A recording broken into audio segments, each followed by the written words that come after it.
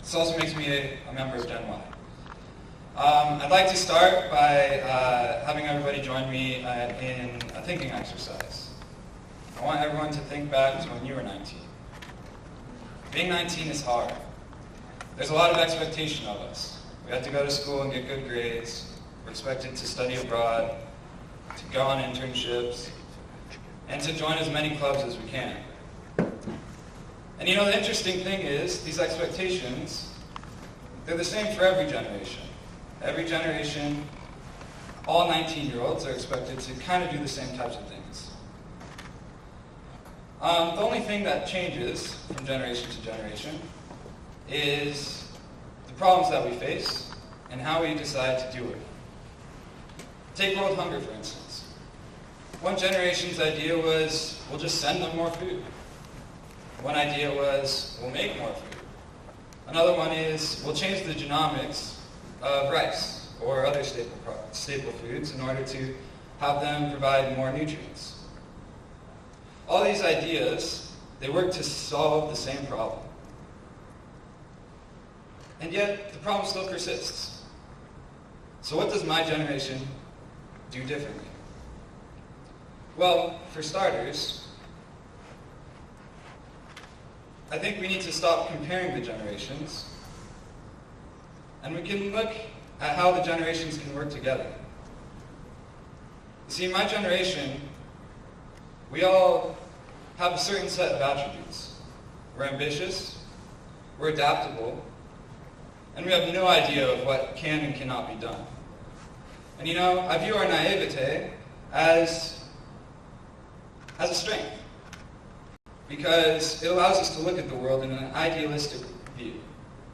It allows us to look at problems and think, you know, why is it this way? And how can we change it? But that's not to say my generation doesn't have problems, because we do. For one, we're still learning. We're still learning about how the world works. That's kind of where your generation comes in. Your generation is filled with professionals who have gone through life, and they've learned, and they understand how the world works. And so I look at our two generations, and I see two generations of people that complement each other. And I just wonder, you know, why don't we work together? We need to get past the archaic idea that each generation needs to take on their own problems themselves. We need to stop thinking 50 years in the past and start planning 50 years in the future. Because if you think about it, how many people here are going to be here in 50 years? I know I am. So it's your move. Thank you.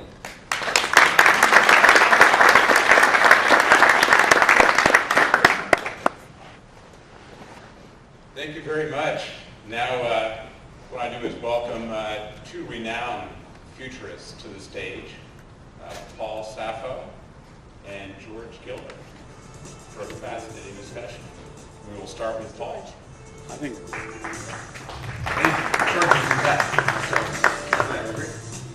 George is Well, we got the future set up with the 50 years in the future. And then the problems of the present. Should we wait till George gets back? This is an opportunity to actually talk to the people next to you. talk to folks next to you. Very good. Actually, what we're going to, you want to start here? We're going to do an audible. We're going to bring